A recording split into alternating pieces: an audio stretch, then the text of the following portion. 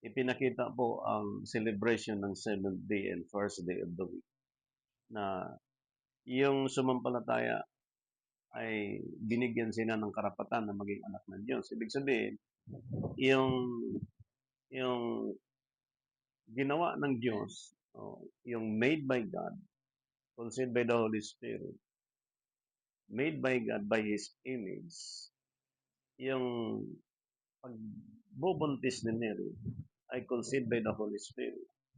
At yung pinanganak ni Mary, yung image of God. At yung image na ito na mula sa Almighty God, na ang name ng Almighty God binigay sa kanyang image. At yung image na ito ayon sa John chapter 17 verse 6, pinakilala ngayon na yung pangalan ng Diyos sa atin na yung mga kumikilala, yun yung binigyan ng karapatan na maging anak ng Diyos. At yung mga anak ng Diyos ay tinawag silang tao ng Diyos. At itong mga tao ng Diyos, sila yung gagawa ng mga gawa ng mabuting gawa. Na ang sabi ng isa sa mga lingkod ng Panginoon, physically sa time niya, ikaw ang mabuti. Sabi ng Panginoon, hindi ako mabuti kundi yung Ama. So meaning, yung good works na ito, sa time natin, binasa ng ating sister, walang crisis, walang war, walang poverty, bago nagkaroon ng tao ang daigdig na ito. Ngayon, ang problema ngayon sa buong daigdig natin ngayon, sapagkat ang tao, kailangan po mabigyan ng magandang informasyon, either sa mga kabataan. Yung impormasyon natin na binasa natin, na kung paano at sino ang kakasamahin at kaibiganin ng mga kabataan, ng mga tao sa panahon ngayon sapagkat whether you like it or not, ayon sa Ephesians, ang time natin is evil time. So depende na po sa ating pong magulang kung paano higpitan natin ang ating pananampalataya sa Diyos at i-enforce natin sa sino man ayon sa kalooban ng Diyos sapagkat matagal na ito na pinapa-choice ang mga anak ng Diyos kung saan ka maging, kung sino ang mga taong kaibiganin mo at kasamahin mo at magiging close mo habang buhay. Hindi sapat ang marriage, husband and wife, na yung, actually, maraming mga baong ngayon na ang husband or ang wife, alin yung nauna. Pero yung closeness po, pag oras na ito pumikit ang mata, wala na. Ngunit sa friendship, habang nabubuhay ang tao, mawalan man siya ng asawa, babae at lalaki, ngunit yung closeness, yung friendship, titiyakin mo kung saan kang company o kasama o maging kaibigan mo habang ikaw nabubuhay sa daigdig nito. Especially, to have a good works. So, yung good works po, malalim po ito. Pero kukunin natin ang ilang bahagi sa Biblia na naglilinaw na pagdating doon sa pananampalataya, makikita natin yung kabuuan. Bago pa lang yun, ito pala ang pundasyon, ang design na ng Diyos. Okay? Kaya malaki po ang bahagi ng mga taong sumusunod sa mga tuntunin ng Panginoon. Proverbs chapter 2, verse 20. Tingnan natin sa Proverbs chapter 2. Upang ikaw ay makalakad ng lakad ng mabubuting tao. Yun. At maingatan ang mga landas ng matuwid. Isipin niyo po, sa crisis na nangyayari sa atin, hindi lang sa spiritual, kundi sa material, ang paglakad ng isang tao, sa sino mang mga taong lumakad doon sa tamang tuntunin ng Diyos, ang kasama, ang susundan ng taong ito, kung sino yung mga tao, especially mga propita, mga apostol, hanggang sa panahon natin, yung pagsama ng mga tao, doon sa mga tao, na may takot sa mga tuntunin ng Diyos. Kung sino yung mga taong yun, sapagkat kung sino yung mga taong yun, ang pinakita ng scripture kanina, sila yung binigyan ng karapatan na maging anak ng Diyos. Pangalawa, sila yung tatawaging mga tao ng Diyos. Hindi sapat doon na sabihin mo, I am the servants of the Lord, I am the sons and daughters of God. Hindi sapat yun. Sa pag sinabing, ah, gagawa ako ng mga gawa na mabuti na mula sa Diyos. Halimbawa, God was rest on the seventh day. Under Exodus chapter 20 verse 8, ah, gawing pinaka, anong sabi ng Exodus chapter 20 verse 8? Exodus chapter 20 verse 8. Hmm. Alalahanin mo ang araw ng Sabat upang ipangili. Sa English. Remember the Sabbath day to keep it holy. Oh, remember the Sabbath to keep it holy. Now, balikan natin. Ginagawa kaya ito ng mga binigyan ng karapatan na maging anak ng Diyos o hindi? Ginawa kaya ito ng mga tao ng Diyos na ang utos na ito sa ilalim ng Exodus chapter 20 verse 8 to make it holy. Anong pinakita ng Diyos sa Equitok Sabbath? Body, soul, and spirit. Literally, may araw na itinakda ang Diyos sa seventh day. Solely, may araw na kailangan gampanan ang tao sa seventh day. Spiritually, may pagtupad ang tao sa palatuntunan ng Diyos bilang tao ng Diyos at binigyan ng karapatan na maging anak ng Diyos. And that is good works. Comes from God. So, kapag hindi, actually, para sa akin, kapag hindi ito magampanan ng mga Christians sa panahon natin, if we talk Sabbath, kapag hindi ginagampanan, useless lang ang magiging declarations that ye are the Christians believer. Saan dalhin ang tao? Hindi siya may turing na tao ng Diyos, hindi siya may turing na tumanggap ng karapatan ng mga anak ng Diyos kung hindi siya gagawa ng good works mula sa Diyos. Yun ang kondisyon ng Diyos sa mga binigyan ng karapatan na maging anak ng Diyos at bilang tao ng Diyos. Sa atin nga na, pag sinabing tao ka ni Fulano, susunod ka kung anong instruction ng asyendero. Tao ka eh. Tuwing umaga, pagkainin mo yung baka ha. Dalhin mo sa turil. O itong sildo mo. Ang may-ari, bibisita lang once a month. Pagdating, kumusta? Anong balita? Ay sir, ganito sir, ganito. Anong klase kang tao ng Diyos? Puro problema, puro sakit sa ulo, puro damages ang report. May problema. Pero pag tao ka ng Diyos, once a month ka lang magbibisita or once a year, nakikita mo yung paglago. Yung naging strong ang pamamahala doon sa isang turil bilang pagmamayari ng isang asyendero. Like nung binasa ni David, ang lupain okay. Piniprepare ng Diyos. At yung mga tao na may takot, yung taong yun, sumama doon sa taong yun. Wala ka nang dapat habulin. Wala ka nang dapat sabing grab your opportunity. Na pag sinabing good dito, dito ka. Wala ka nang pakialam sa company.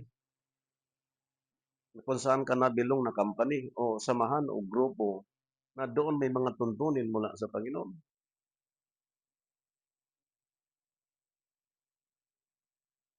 At dito sa scripture, sa paliwanag ni Haring David, puntahan natin yung paliwanag ni Apostol Pablo bilang apostol ng hinte na nagpayo po sa buong daigdig. 1 Corinthians chapter 5 verse 11.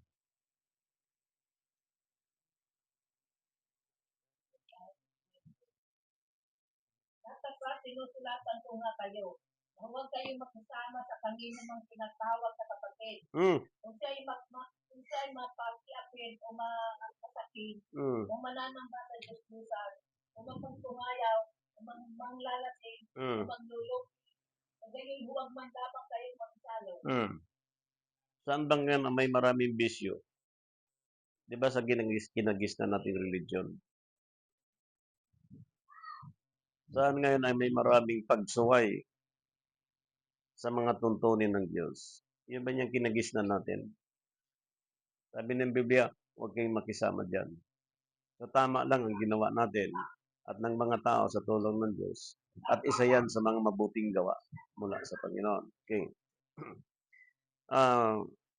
Sinundan ni Apostol Pablo sa Ephesians chapter 5, verse 7.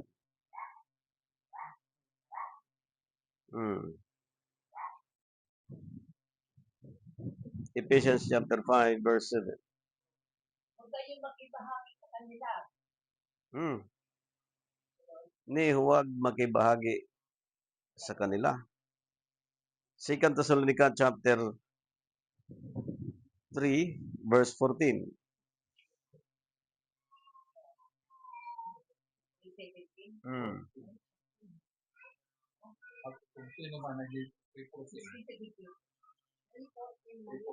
Second Thessalonica chapter 3, verse 14. 14. Kung ang sino may hindi tumalima sa aming salita, pamamagitan ng sulat na ito, inyong tandaan ang taong yaon, upang huwag kayong makisama sa kanya, nang siya ay mahiya. Now, how many churches today are doing against the will of God? Are doing not a good works?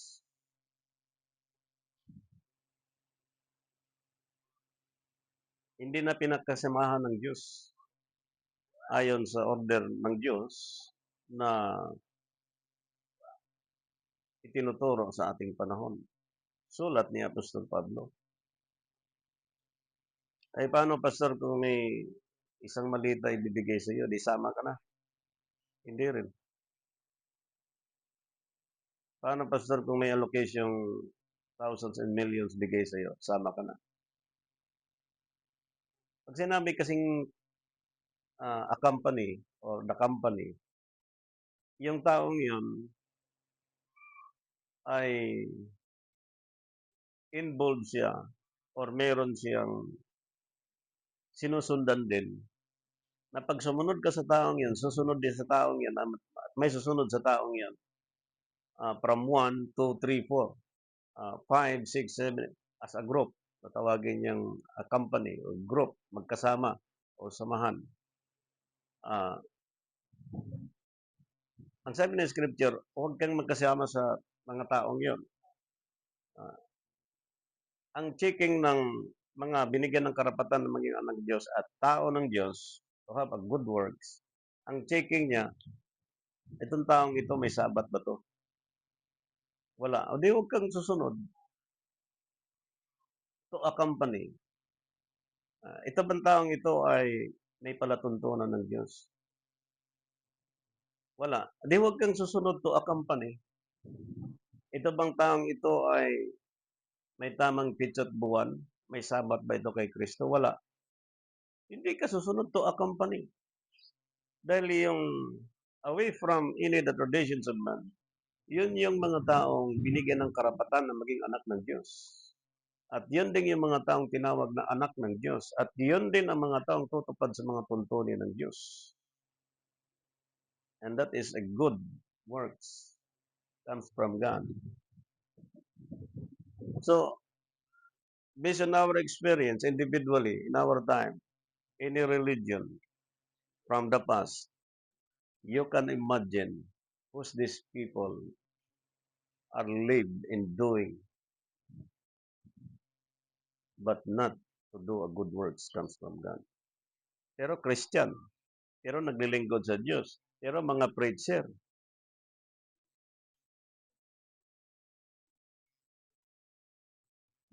Kaya pinapakita ni Apostol Pablo na mula sa Diyos kung sino itong pwedeng, nga sa mag-aasawa, sa Old Testament pa lang, bawal mag-aasawa sa ibang lahi. Ito yung maging problema na kung ang isang babae at lalaki at hindi sinundan yung instruction pa sa Old Testament. Ngayon yung violation na yun, since then, up to the present, lumala ng lumala ng lumala ng lumala. May pari na nag-aral ng 3 years, 4 years, 5 years. May pari na hindi nagpatuloy pagpari. May mga pastor na hindi nagpatuloy sa pagpapastor. May mga bishop na hindi nagpapatuloy sa pagbibishop. Anong naging problema? To have a good works. Are you still doing to have a good works in favor of God? Actually, ang nangyari yun sa time natin, in favor of this world, material, physical, lahat po yung last of the place ngayon po, talagang triple na ang trouble sa sanlibutan if we talk Sabbath of Christ. Gera na po ngayon yun. Kung may gera po sa Middle East, sa iba't ibang mga bansa, wala yun. Mas matindi ang gera ngayon sa pagkaligaw ng tao sa katotohanan, sapagkat ang mga tuntunin hindi na po tama ang pagsunod ng tao sa Diyos. Which means, ang nasunod ang traditions of men under Colossians chapter 2 verse 8 is not in Christ. Sa English Bible, Colossians chapter 2 verse 8.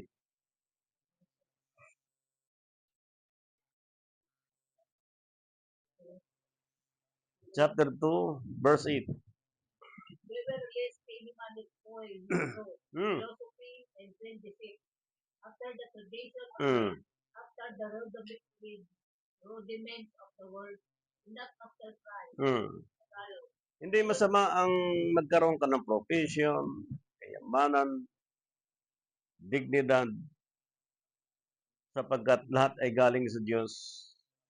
But if we talk good, if we talk works, kapag ang taong ito ay nabilong sa traditions of men at nag-serve itong tao sa Panginoon at nakasunod sa isang company na kalimitan ng ating pong dinanas, if we talk company, if we talk religion, ang ating mga magulang, ang sagot, pinanganak ako na itong aking relihiyon, hindi na ako pwedeng lumipat. Grabe ang pagkadoktrina. Now, sa time natin, in how many thousands of born-again Christians, kaya maraming mga independent churches, nandoon yung talunan, sayawan, nandoon yung pagalingan, yan ang ating natutunan.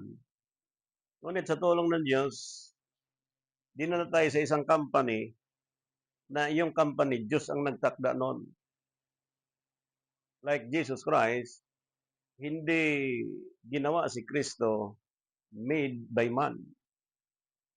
Ginawa siya ng Diyos para po makita ng buong daigdig na itong larawan na mula sa Ama, mula sa Diyos, ipinakita sa buong daigdig na doon tayo makiisa sa grupo na ginawa ng Diyos. Nagbuo siya ng mga apostol, tinawag siyang the body of the church or the body of Christ. Ang head of the church which is our Lord Jesus Christ. Pagdating sa time natin individually, as the sons and daughters of God, yun ang claim eh. Sila ay tatawagin ngayong tao ng Diyos. Na itong mga tao ng Diyos, sila yung gagawa ng mga mabuting gawa mula sa Panginoon. I-check ngayon ng bawat isa kung ito'y mula kay Kristo. Si Kristo ba'y lasinggo? Si Kristo ba'y may bisyo? Wala. Si Kristo ba'y may asawa? Wala. Eh sabi ng iba, may asawa daw si Kristo. Eh sabi ko, kung may asawa, tanungin mo kung sino yung biyanan. Biyanang lalaki, biyanang babae. Pag walang masabi yun, bintang lang yun. Kasi ngayon, kung gusto mong malaman ang pamilya sa mag-asawa, kung sabihin mo mag-asawa, tanungin mo kung sinong nanay, tatay ng babae. Pag hindi alam, ibig sabihin, akusasyon na hindi ayon sa Biblia. Katulad ng pinag-uusapan natin. Pag tinanong mo, ikaw ba'y tumanggap bilang anak ng Diyos? Ang sagot sa atin as a Christian, oo. Kailan pinanganak si Jesus? Sinong nanay ni Jesus? Sinong tatay ni Jesus? Sinong asawa ni Mary? Sinong asawa ni Joseph? At saan galing yung lahi ni Joseph? mula sa angkan ni David, mula sa angkan ni Juda. Pag hindi alam ngayon as a Christians, mali ang company ng kanyang sinusundan. At hindi siya maituring na tao ng Diyos at hindi siya makagawa ng good works in favor of God. Kundi ang magagawa lang niya, yung gawa niyang kinasanayan sa ikinabubuhay sa daigdig na ito. Wala siyang masang eternal life, actually. Kasi ang pinangakuan ng Diyos, iyon lang ang mga binigyan ng karapatan na maging anak ng Diyos. At yun lang din yung mga tinawag mga tao ng Diyos. Sila lang ang isi-secure ng Diyos pagdating ng thousands of years, yung the kingship time of Jesus Christ. So, ibang topic po yun. Dito muna tayo. Steady tayo sa binasan natin verse 14, 2 Thessalonica. Sa verse 14. Okay.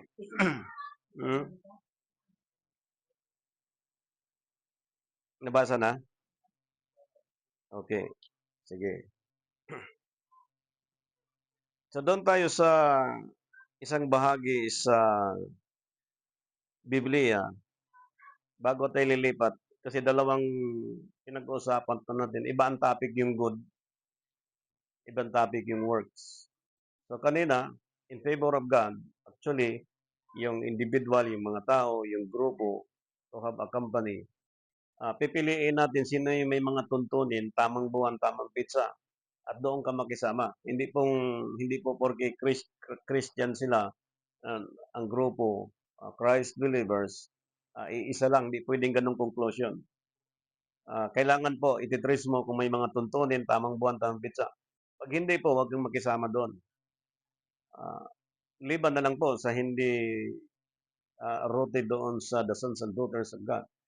At liban lang din kung hindi sila tao ng Diyos. Kasi pag sinabing tao ng Diyos, takot sila sa Diyos tulad ng binasa kay Haring David. Okay. Sa Lucas naman tayo, chapter 19, verse 37.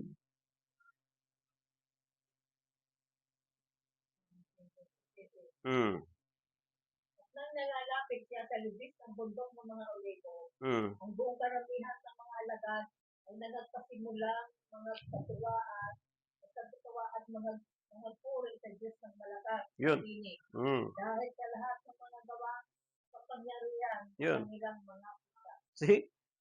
Yung katuwaan nila nakita sa Panginoon, at nung nakita nila at naintindihan nila, sabihin na lang natin, yung kagalakan yun, yung kasayahan yun, na meron silang nakita, meron silang naintindihan, wala nang pwedeng ipantay doon sa kagalakan yun. Kaya sabi ni Apostol Pablo, Philippians chapter 4:17, 4:19, Philippians chapter 4, verse 19. 19. Chapter 4, verse 19.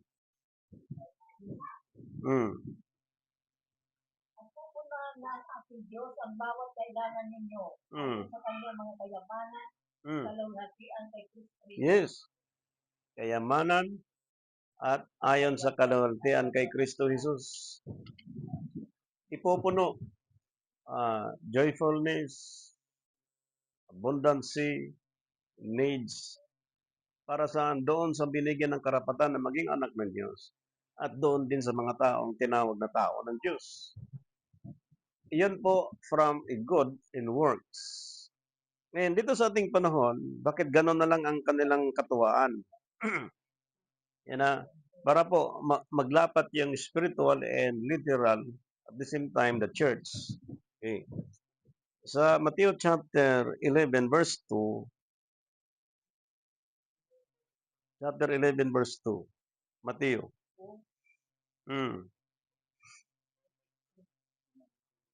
Nang marinig nga Juan sa bilangguan ng mga gawa ni Kristo, ay nagpasugod siya sa pamamagitan ng kanyang mga alagad. Sige. At sinabi sa kanya, ikaw ba kaya ang parumito o hihintayin natin ang iba?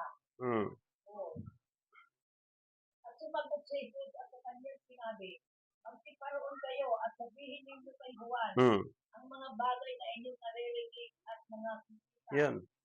Yung pagkakataong yun, Dito lang nakita nila at sa time natin sa ating pagbabasa by faith in God through Jesus Christ, na yung pinanganak ni Mary, nabuhay siya ng 30 years old ayon sa Lucas, at nag-ministry supposedly 3 and a half.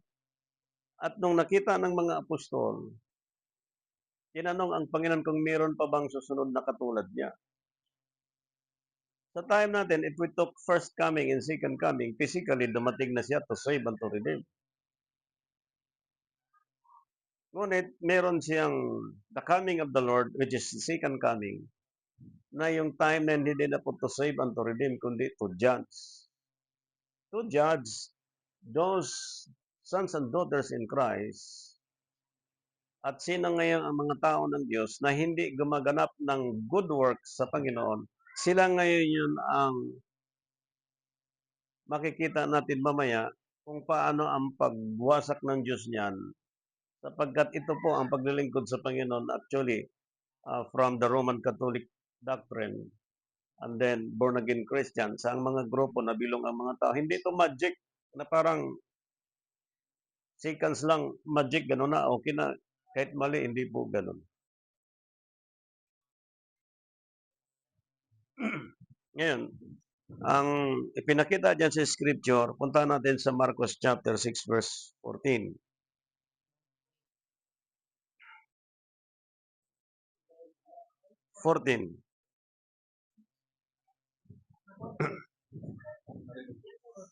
Chapter 6 verse 14 ng Marcos. At narinig ng Haring Herodes sapagkat nabantog na ako pangalan niya. At sinabi niya, si Juan ng mga mangbabautismo ay nagbangon ng mga patay. At kaya upama ay umasa kanya ang mga kapangyarihan ito. Ngayon, kung bantog na sa panahon ni Herodes, bantog na rin sa panahon natin ngayon. Mismo nga ang Amerika nga, kumbinsido na that Jesus Christ is our Savior, the Savior of the whole universe. At malakas ang loob ang leadership ng Amerika na sila ay tutulungan ng Diyos, patnubayan ng Diyos to destroy of any countries who are against the rules of international rules. Now, if we talk international religion, the sons and daughters in Christ, alin ang bansa, alin ang tao, sino sa mga panahon ngayon na may grupong kinasaman at may mga tuntunin na sinusundan ayon sa tinakda ng Diyos. Sapagkat yung word kasi pong mighty, ayon doon sa Isaiah chapter 9, verse 6 and 7, yung prophecy, pag sinabing mighty, mighty God, ibig sabihin, yung mighty, He is the image of God. Ang church kasi po matawag din na mighty. Na ang church, walang lasinggo, walang ligarilyo, walang bisyo. Meron silang presence and perfect mind comes from God. Na meron silang revelation, merong understanding. Na yung lahat ng ito ay pinangako ng Diyos doon sa binigyan ng karapatan na maging anak ng Diyos. At the same time, doon sa mga tao ng Diyos. And that is your good works. Iba kasi po ang position ng followers in God as a member. Like today, ang tawag ngayon ng mga churches, pagka may grupo, membro yan ni ganito. Sa grupong yan, sinong leader? Pag leader ka, at yung leader na ito ay taliwas sa itinakda ng Diyos, ang membrong yon ay nakikampany sa isang leader na walang palatuntunan ng sa Diyos. Ang nangyari sa ating panahon, wala tayong magagawa. Parang, ayan na lang natin, wala tayong magagawa. Sapagkat kalimitan ngayon sa ating panahon, hawak ang material ng mga bagay para po yung tao na gustong magdala to have another to a company, hindi mo madala kasi hawak ka sa liig. At kalimitan pa nakokontrol ang mga simpleng tao na hirap na tao, yung nakaalam sa katotohanan. At liban na lang kung alam ng taong yun na binigyan siya ng karapatan na maging anak ng Diyos. At siya ay tao ng Diyos. Siya ang masusunod, hindi ang sino mang taong nabubuhay sa daigdig na ito. na walang pagsunod sa tuntunin ng Panginoon. Alam niyo, mga kapatid kay Kristo, sa epekto nito, hindi lang isa o apat na tao, kundi halos buong tao sa daigdig na ito ay apektado. Sapagkat hindi natin makikita yung mga tumanggap ng karapatan na maging anak ng Diyos at yung mga tao ng Diyos. Sapagkat lahat na sa loob ng beer house, paglabas niyan, pag tinanong mo, ikaw ba'y Christian? Opo. O, bakit nasa loob ka? At yan ang buhay natin noon. At hindi na pwedeng labas-pasok na mangyayari, kundi once na ang isang tayo tumanggap na maging tao ng Diyos at binigyan ng karapatan na maging anak ng Diyos, gagawa na siya ng good works ngayon. At meron ka ng company, na yung company na yun, kung sino yon, walang ibang kasamahan na grupo, yung grupo ng mga propeta at mga apostol. At dito, if we talk mighty, yung literal, yung physical, na hindi nakikita natin ang Diyos, makikita natin kay Jesus Christ. Hindi din natin makikita si Kristo sa panahon natin kung wala kang pananampalataya. At hindi mo rin siya makikita kung ang pananampalataya ng tao walang gawa. Hindi siya rin makikita kung wala siyang good works. Sapagkat ang good works, magagawa ng isang tao kung masunod niya ang good works na binigay ng Ama sa kanyang larawan. At yung larawang ito nagbigay ng example sa buong daigdig. At yung mga apostol nang namatay at pinatay sa gospel, sila ngayon ay sumulat at iniwan sa atin yung sulat na ito. Kaya walang pinag-uusapan dito yung sakit, karamdaman, anong pamangsanot, kahirapan. Lahat inayos na ng Diyos. Sinong nagsira? Tao. Kaya dumami ang mga doktor para ang mga sakit magpa-check up. Dumami ang mga doktor, dumami ang mga doktor. Pero karamihan sa mga doktor, ang bisyo ng sanlibutan, iyon din sa kanila. Hindi mo makita ang pagiging doktor. Actually, pag sinabing doktor, hindi ka ligarilyo, hindi ka lasinggo, sapagkat ikaw ang doktor nakakalam sa pisikal na bawal yan, bawal to. Pero hindi. Nakikita mo actually kung saan ang mga doktor sa panahon ngayon, kung sino-sinong mga yan. Nakilala ako niyan, di naman na. Like in our time, tao ka ng Diyos, amen. Anong trabaho ng tao ng Diyos? Magsabat ka ayon sa tinakda ng Biblia. Mag-celebrate ka ng first day of the week ayon sa tinakda ng Biblia. Tao ka ng Diyos eh.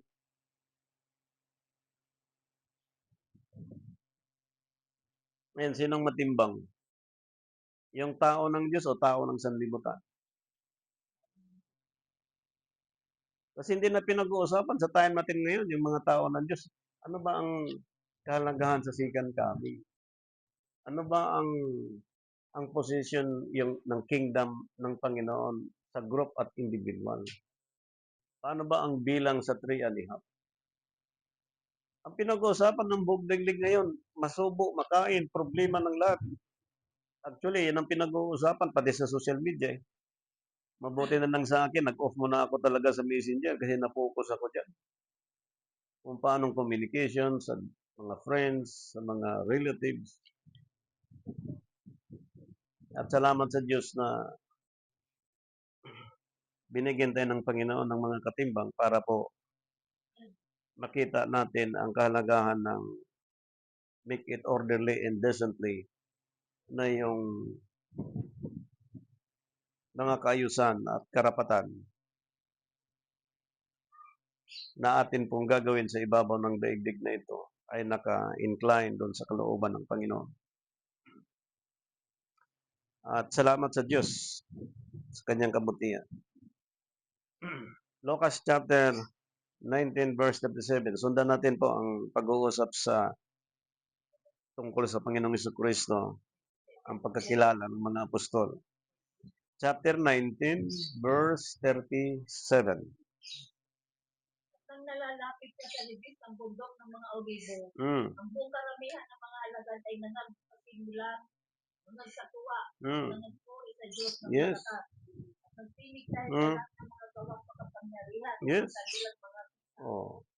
Yung nakita nilang makapangyarihan nakita sa Panginoong Jesucristo, yun ang tamang joyful and rejoicing unto the Lord. Sa atin, sa joyful song, wala akong comment doon. Yung lalo ng Tagalog na kanta, sinasabi ng mga awitin, mahal na mahal kita, Panginoon. Pagdating ng linggo, sunod sa traditions of men. Ikaw lang ang aking sinasamba, wala nang iba. Pagdating ng 70, walang sabat. Alam mo, actually, parang binubola lang ang Diyos eh. Kaya sabi ko, ako'y ginamit din ng sanlibutan noon. Ginawa ko talaga lahat bilang taga-sanlibutan. Pero nasa Diyos na ako at may company akong kinasamahan sanlibutan. Naisip ko, tama ito. Yung pala bandang huli, mali. At ang mindset kasi ng Diyos, sa tulong ng Panginoon, if ito Christ mighty, hindi ka pwedeng mag-decide sa sarili mong paraan, kundi hayaan mo ang desisyon ng Diyos. Dahil pag desisyon ng Diyos pinakailaman ng tao, yung taong yun managot sa Diyos. At kailangan ang Diyos masunod, hindi ang tao. At yun po ang binigay ng Diyos. At nangyari, at salamat sa Panginoon, hindi ako nag-condemn ng sino man, kundi individually, kailangan mo rin o natin na magkaroon ng paglilinaw sa kaisipan at puso, maging mga desisyon, plano at gagawin. Sapagkat yung mga tao ng Diyos, tinuruan sa bawat lubos sa gawang mabuti. At itong gawang mabuti mula sa Diyos. At nakita ng mga apostol itong mula sa Diyos, sila ay nagluwalhati, nagpuri sa Panginoon. Sila ay nagbigay ng karangalan sa Diyos. Yung pagsunod nila kay Jesus Christ at pagsunod natin sa ating panahon, if we talk Sabbath and the resurrection of Jesus Christ, hindi mo na kailangan tumalon para magpuri, magluwalhati sa Panginoon. Yung pagsunod sa tamang tuntunin ng Diyos, pagbigay ng kaluwalhatian sa Diyos yan. Pagbigay ng kapurihan sa Panginoon. Sapagkat nagkaroon sila ng pakikisama sa anak, larawan ng Diyos, at nagkaroon sila ng panindigan, at pinatay sila para sa gospel, at para sa ating panahon, na wala man sila physically, ngunit physically, kapag nasunod natin ang mga sulat ng mga apostol na mula sa Diyos, yung good works nila nag-continue sa time natin. Kaya hindi tayo magtataka na kahit si Moises pikit na ang mata, kahit si David pikit na ang mata, kahit si Daniel pikit na ang mata, kahit si Apostol Pablo pikit na ang mata, buhay siya ngayon sa pamagitan ng pagsunod ng mga binigyan ng karapatan na maging anak ng Diyos. At doon din makita sa mga tao ng Diyos na nakita sa kanila ang continuation na bigyan ng Diyos mula sa mga propeta hanggang sa mga apostol. At yung katuwaan yun, yung pagpupuri na yun ang kinikilala sa ating panahon. Hindi yung patalon-talon, pagalingan sa entablado, magaling umawit, soprano, although gift po yan. Pero kung sa Bisaya pa actually, hilas paminaon, yung bang mag-awit kang mahal na mahal kita Panginoon tapos hindi naman talaga mahal. Ikaw lang aking pupurihin Panginoon pero may iba palang pinupuri. Because if we talk traditions of man is not in Christ, sila ay nagpupuri po sa Diyos-Diyusan at gawa ng sanlibutan. Kaya ito ang panganib sapagkat yung good works from God through Jesus Christ nahayag sa mga apostol, nakita ng mga apostol, at sa ating panahon nakita natin by faith through Jesus Christ. At ito po ang magiging isa sa mga conclusion po dito. Tingnan nyo sa unahin natin sa Old Testament po para Exodus chapter 8 verse 7. Exodus chapter 8 verse 7. At ang mga mari ko ay gumawa ng gayon din sa 8 pamamagitan verse ng 7. Hmm. gumawa ng gayon din sa pamamagitan ng kanilang mga insanto Hmm. at magpaaon ng mga palata sa lupain ng Egipto. Hmm. Tuloy. Nang magkagayon tinawag ni Faraon si Moises at si Aaron. Hmm. Sinabi, manalangin kayo sa Panginoon, alisin ang mga palaka sa akin Hmm. at sa aking bayan at sa aking tutulugang lumaon. Hmm. Bayan upang sila'y makapaghain sa Panginoon. Hmm. Nine. Ibig sabihin po, bago magpatuloy yan, sa utos ng Diyos na sinunod ng Propeta Moises, gusto niyang iparating sa Paraon na yung bayan ng Diyos, tulutan niyang lumabas sa Ehipto para makapagpuri sa Panginoon. Yung the places of worship, may pinili actually, hindi para saan lang. May pinili talaga ang Diyos. Ang paraan sa grupo ni Paraon, magic system. Madalian, nagmamadali. Kumbaga sa time natin, inabot ng inip, inabot ng, ang tagal naman, ang tagal ng pinapromise all these things in be added, but wala pa. Style ni Paraon yan. Kay Moises kasi po, perfect timing sa Diyos. They are traveling in how many days from the Egypt, Wilderland, and the Promised Land. Habang nagta-travel, doon naranasan ng mga tao ang saya at hirap. Saya na nakalabas, hirap nung naglalakad sila papuntang Wilderland sapagkat hindi naman lahat nakakabayo hanggang Promised Land. Sa time natin ganon, mula nung pinanganak tayo, pinakilala sa atin si Jesus Christ, and then inalipin din ng kasalanan, and then ito nagkarambol-rambol na ang buhay natin. Pagdating ng 40, 50, saka pa tayo nakaintindi. Ito ba yung Canaan? Ito ba yung Jerusalem? Ito ba yung paglilingkod sa Diyos? Okay, paglilingkod. Ano ba dapat paglingkuran ng mga anak ng Diyos? Sapat lang ba na tawagin kang anak ng Diyos o tao ng Diyos na wala ka nang gagawin? Hindi rin. So, ang laki ng adjust gagawin mo ngayon kasi yung lying wonders, yun ang ating kinagisnan. Kaya minsan, kahit born again ka na, lapit ka pa rin sa mga spiritista. Kasi parang wala kang tiwala kay pastor at kay servants of the Lord. Mas inuna mo pa yung nasa gruto na kay Padre Pio, kung sino yon. Halos pila-pilang mga tao. Kasi mga pastor, wala na rin tiwala ang mga tao. They are builded in a big church. Tapos ang sistema niyan, corruption. Kahit sa napiring pasok sa kanila lahat. Ngayon, ang gusto ng tao gumaling. Saan galing yung karamdaman? Pagsuway sa palatuntunan ng Diyos. They are walking in line against the will of God. Sapagkat ang gusto nila magic, ayaw nilang pagalitan siya, ayaw nilang pinagsabihan siya. Tulad ng kausap natin sa nakaraan, I am the king of myself. Saan siya natutulog? Sa yungib. Ang atip niya, bato. Ang pinto niya, bato.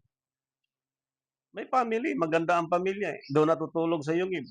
Kasi ayaw magpakurik. Iniisip niya sarili, I am the king of myself. Sa mga babae naman, I am the queen of myself. Abay, di pwede yun. From 1-year-old up to the old that you have today, kailangan mong i-balance lahat yun. Hindi ka pwedeng mag-steady doon sa, may edad na ako, ano na ako, na kung paano niwalaan nyo kasi ako yung nauna. Hindi po ganon. If we talk the sons and daughters of God, kailangan po may tamang pagbabalanse sapagkat ang favor ng Diyos ibibigay niya doon sa mga tao ng Diyos at binigyan ng karapatan na maging anak ng Diyos to have a good works.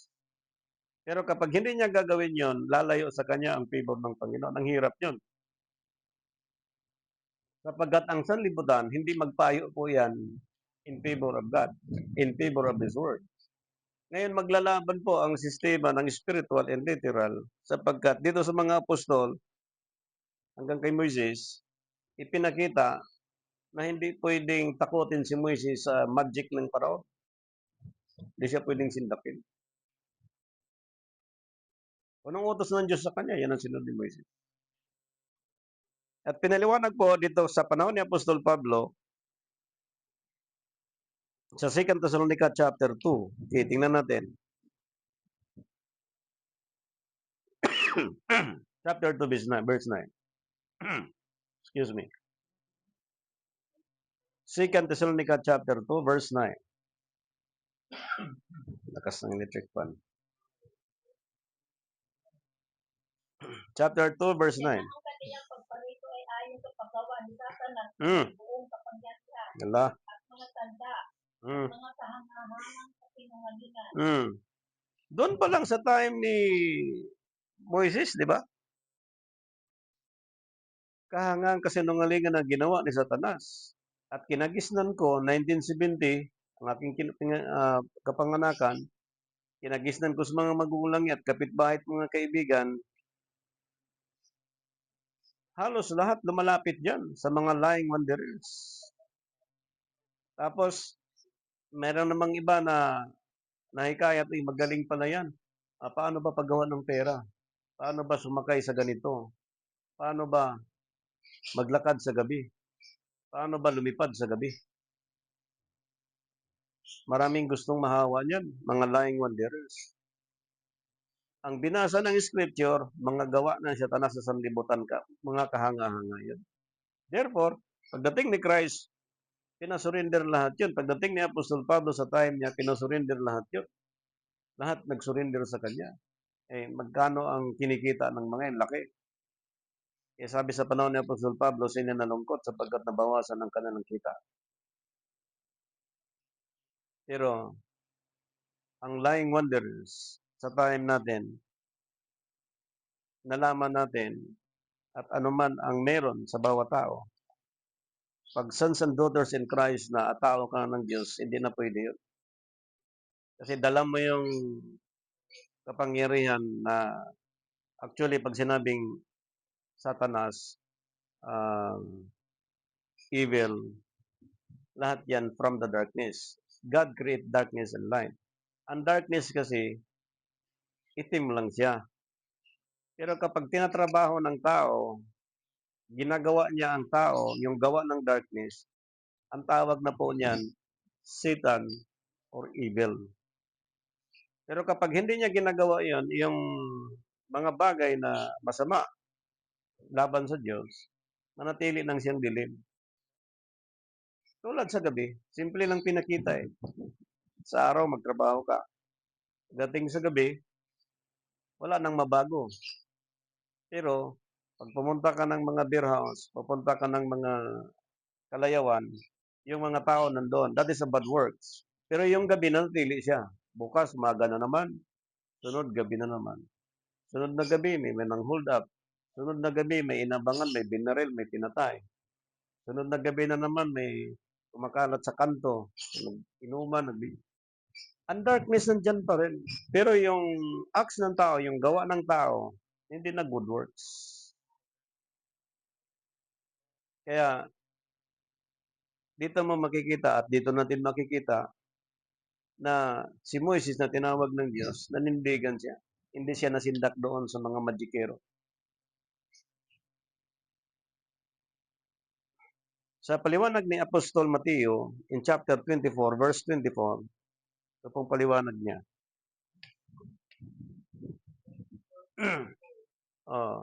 Sapagkat may nagsisilitaw ng mga bulaang Kristo Yun. at mga bulaang propeta at nagpapakita ng kadakilang tanda at mga kababalaghan. Ano kasi iniligaw kung maaari sabihin ng mga bula. Bakit dumami ang ganito? Kasi ito yung nagawa ni apostol, ni propeta. Ang tao dumog kasi gusto ng kagalingan. Gusto ng gumaling siya sa kanyang karamdaman. Pero actually, yung karamdaman, pabalik-balik. Yung kahirapan, pabalik-balik. Kasi po, yung Pag sinabing lying wonders, kasinungalingan, yung may paniniwala siyang mali, na yung paniniwala na yun, kalimitan, nagkaroon siya into a company of any group or person na hindi maging katulad doon sa sinasabing kayo ay mga anak ng Diyos. Kayo ay binigyan ng karapatan na maging anak ng Diyos at kayo ay mga tao ng Diyos. At yung mga tao ng Diyos ay gagawa sila ng mga gawang mabuti mula sa Diyos. Yung good works from the Almighty nahayag sa kanyang larawan. At yung larawan nahayag sa mga apostol. At sinulat ng mga apostol yung sinabi ng larawan. At sa ating panahon nabasa natin ito na hindi tayo pwedeng matakot o katakutan yung magic system, yung lying wonders na ang pananampalataya hindi na nakabase doon sa sistema sapagkat binigay ng Hebrew chapter 11 verse 1, ang pananampalataya ay siyang kapanatagan sa mga bagay na di. Pag sinabing pananampalataya, yung hindi pa nakikita. Tayo kasi ang tao, naiinip. Ang gusto ng tao, magic, ayaw mag-sacrifice. Hindi po ganun.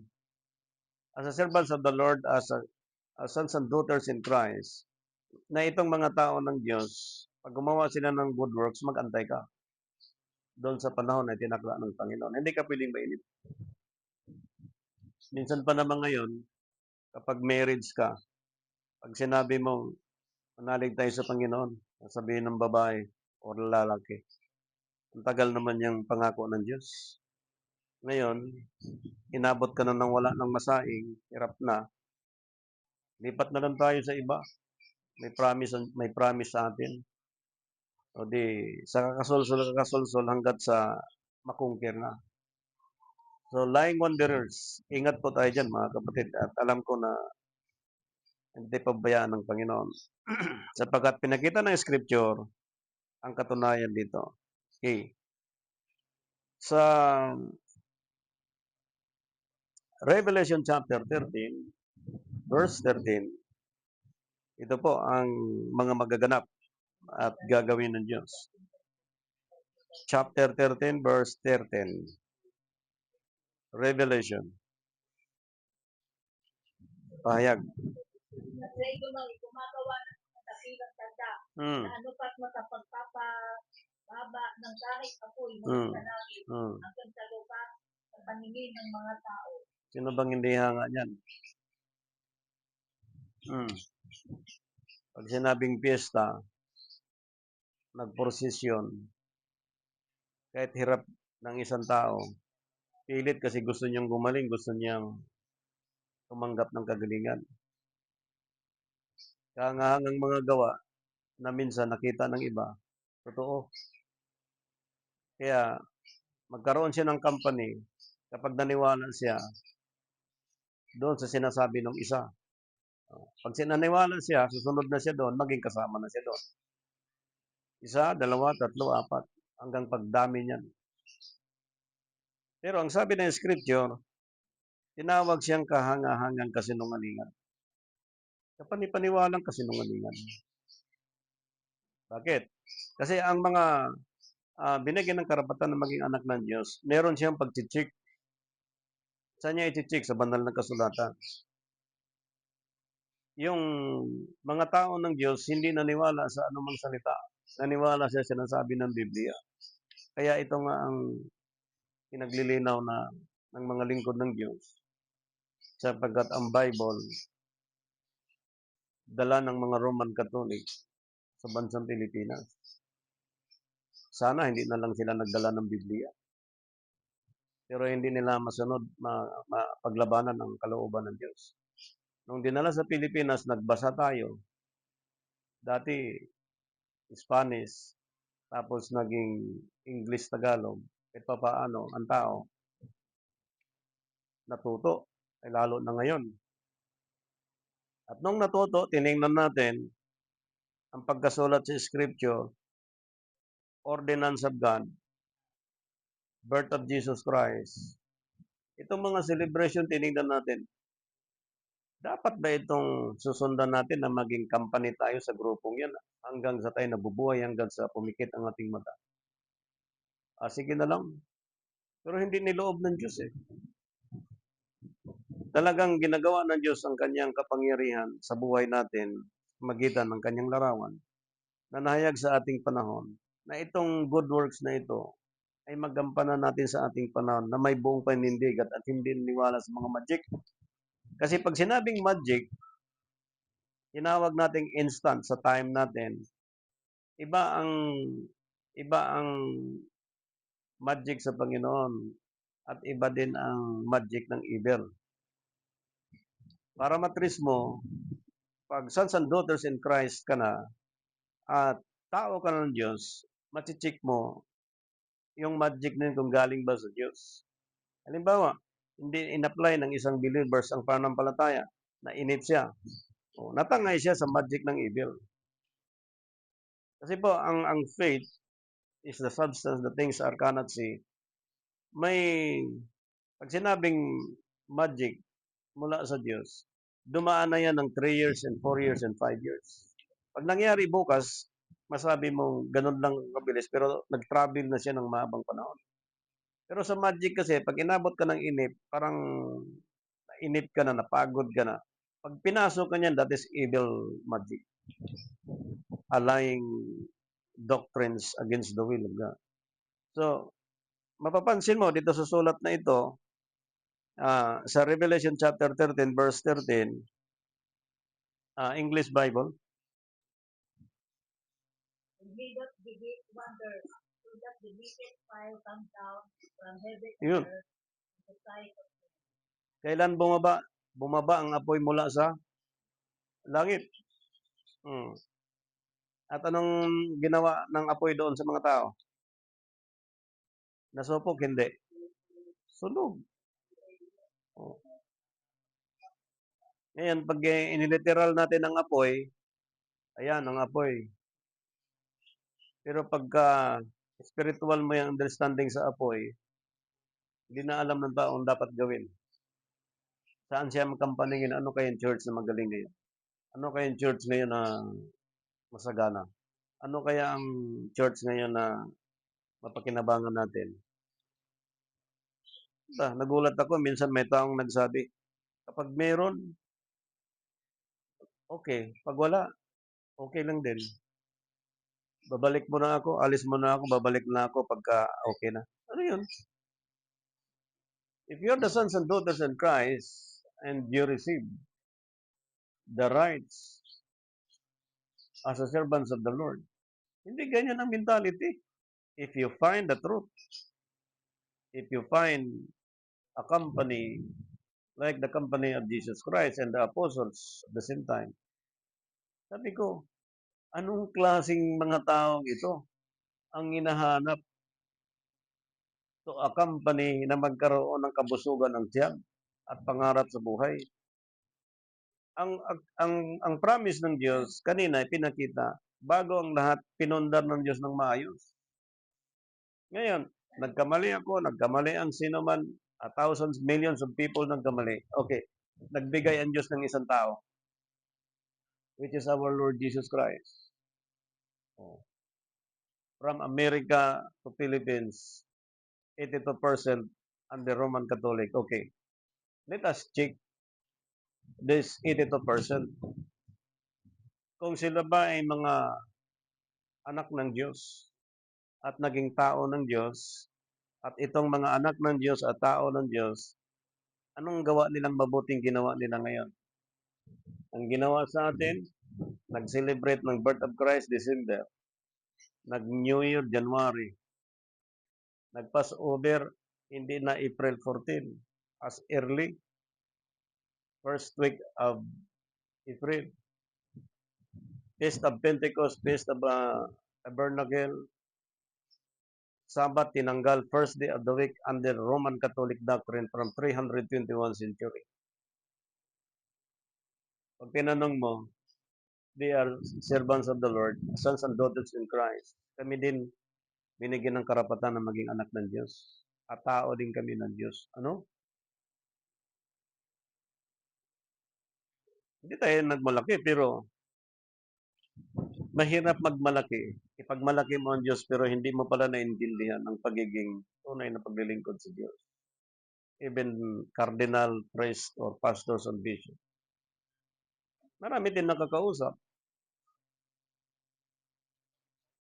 Actually, pinakita ng buong daigdig ang magic na ito, which is Satan magic. Kaya maraming mga tao pong nadaya sa panahon natin. Kasi maraming mga born again ngayon, pag nagkasakit, lapit pa rin sa may mga anting-anting, may mga milagro. That is evil work. Kasi ang pananampalataya po,